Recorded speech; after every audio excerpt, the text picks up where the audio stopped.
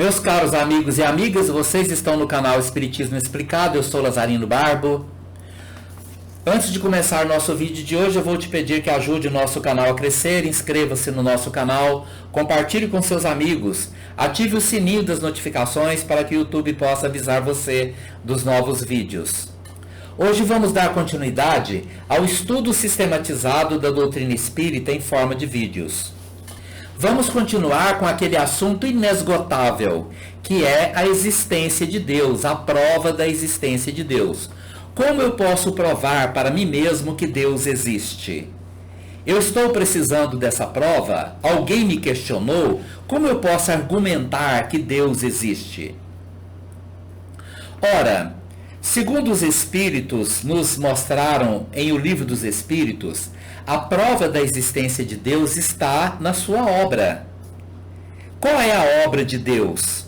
Vamos falar de uma obra de Deus que não está submetida a sectarismos religiosos, nem a livros escritos por homens que imprimiram em suas obras tanto as suas virtudes quanto os seus defeitos. Mas existe um lugar onde Deus agiu diretamente. Ele não precisou de intermediários, ele não precisou de intérpretes, ele criou exatamente como ele queria. E este local chama-se natureza. Então, a obra de Deus, aquela que expressa a vontade, a inteligência, as leis de Deus, é ou são exatamente a natureza. E nós não podemos entender a natureza íntima de Deus, porque não temos ainda a inteligência para olhar para Deus diretamente, entendê-lo. Até porque tudo que nós entendemos está circunscrito a valores muito pequenos. Por exemplo, nós não conseguimos entender em sua plenitude o sentido de infinito. Infinito é algo que não tem começo e nem tem fim. Por exemplo, nós não somos infinitos. Nós somos imortais, porque nós, espíritos, tivemos um começo. E como não temos fim, então somos imortais. Mas Deus não teve começo e nem terá fim. Portanto, Deus é infinito. O universo, por sua vez, também não é infinito, porque ele teve um começo. O universo, segundo as nossas concepções científicas atuais, começou no momento que uma bola magnífica, onde continha tudo que existe em todo o universo, estava contido, altamente comprimido dentro desta bola, que segundo a concepção do cientista renomado Stephen Hawking, dentro desta bola não existia nem espaço nem tempo. Então ali estava contido todo o universo. E tudo surgiu a partir do momento que esta bola explodiu. E isto é a teoria do Big Bang. E esta bola explodiu e criou-se a partir daí tudo que contém o universo. Mas observe um detalhe, a pergunta que não quer calar. Quem criou a bola? E mais ainda, quem criou todas as leis e princípios às quais este conteúdo que surgiu a partir do momento que a bola explodiu começou a agir de uma forma absolutamente inteligente para que a partir dali se organizassem elétrons, prótons, nêutrons, partículas elementares e se organizasse a matéria, se organizasse a construção de universos, a construção de mundos, a construção de seres inteligentes como nós, a construção da vida, o surgimento da vida na sua variadíssima expressão, a vida vegetal, a vida animal, e evoluindo esta vida até chegar à forma humana, com espíritos capazes de ter sentimentos, emoções, capazes de ter livre-arbítrio, poder fazer escolhas. Toda esta grandiosidade natural que nós observamos foram criadas naquele momento que a bola explodiu. Porque tudo mais foi uma projeção absolutamente rigorosa, onde todo aquele conteúdo estava submetido à obrigação de agir de uma forma absolutamente programada. porque todas as leis que submeteram a matéria e ainda submetem, desde o infinitamente pequeno até o infinitamente grande, desde os átomos até as galáxias, já estavam prontas no momento inicial da explosão. Aí eu te pergunto, quem criou tudo isso? Tem prova maior de que alguma coisa cujo nome nós tentamos colocar, um nome qualquer, e não conseguimos um nome que seja adequado a expressar toda a grandeza daquele momento primordial e de quem criou este momento primordial? Não importa o nome. O problema é que o nome de Deus foi profundamente destruído, a ideia, por estas religiões sectaristas que dizem que Deus é pior do que o homem, ensinam Deus como pior do que o homem. Um Deus que gosta de um povo e não gosta do outro. Um Deus que gosta só do nosso time e não gosta do time do adversário. Um Deus que não aceita o homem, que é uma criação do próprio Deus, como ele é. Daí a condição de ter desmoralizado o nome de Deus, desmoralizaram o nome de Jesus com essa concepção de baixa humanidade, tentando construir Deus com uma imagem e semelhança do homem dentro da perspectiva de seu próprio atraso. Mas se sairmos deste ciclo de atraso e olharmos para a humanidade, para tudo que nos cerca, para as leis naturais, de forma absolutamente científica, racional, nós vamos entender que não pode, que não tem condições de existir alguma coisa que tenha surgido a partir do nada.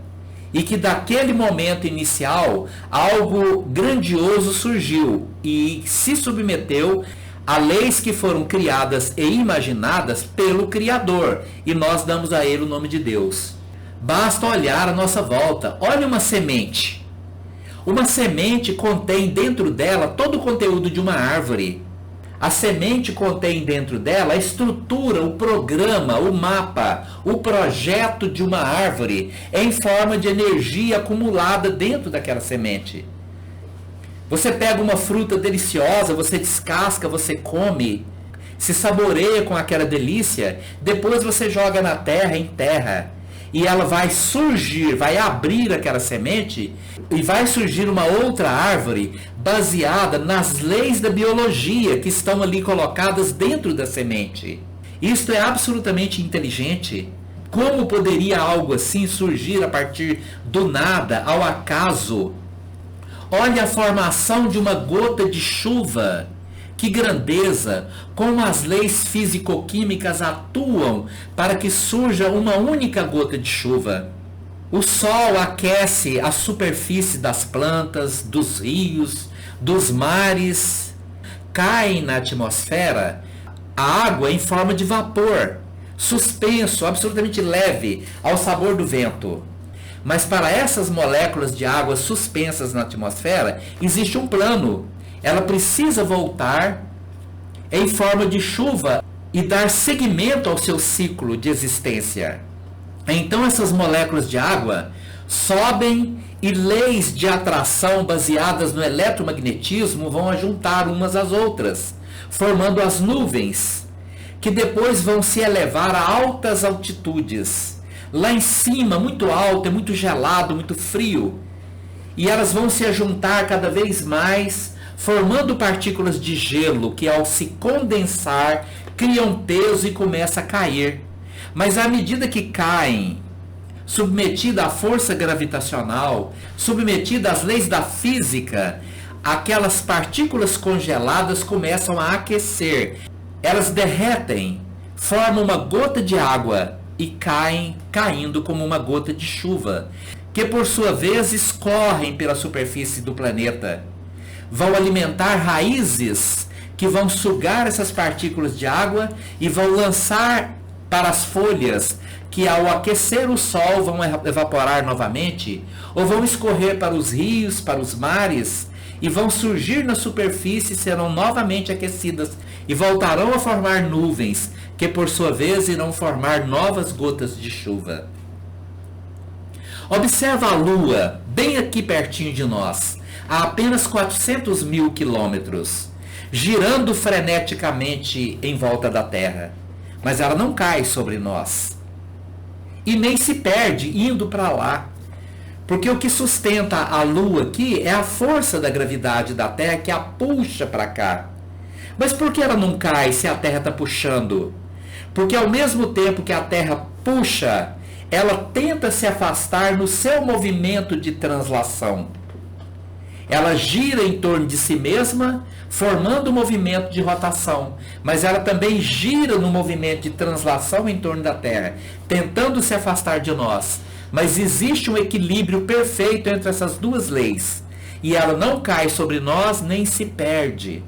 Porque existem leis absolutamente rigorosas que foram construídas para que o universo se comportasse assim. Porque a inteligência suprema, a causa primária de todas as coisas, agiu criando leis que iriam submeter tudo o mais a partir da grande explosão para que se comportasse de uma maneira absolutamente planejada.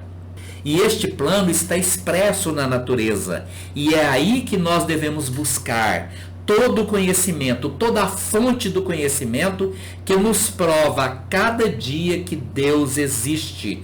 Porque a sua vontade, as suas leis, a sua imaginação foi impressa no único local onde de fato está a sua presença, que é a natureza. Não foi em nenhum livro, seja qual for o nome que se dê a esse livro. Então, lá no momento primordial, quando a bola estava na iminência de explodir, este ser ao qual nós damos o nome de Deus, criou leis no momento primordial. E quando a bola explodiu, ela já estava submetida a essas leis. E tudo a partir daquele primeiro momento. Imagine alguns segundos depois da explosão, alguns minutos, algumas décadas, alguns séculos, alguns milênios em contagem de tempo terrestre, como esta matéria resultante da explosão da bola se comportou. Tudo isto submetido às leis criadas por Deus. A força fraca, a força forte, o eletromagnetismo e a força gravitacional. Provavelmente daqui 10 anos, 20 anos, teremos muito mais conhecimento sobre isso. Já existe uma quinta força que a ciência está tentando descobrir, mas ainda não está provado. Mas chegaremos a compreender cada vez mais.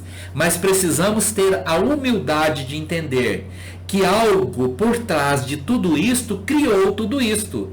Porque se não formos capazes de acreditar nem no que vemos, como poderemos acreditar naquilo que não vemos?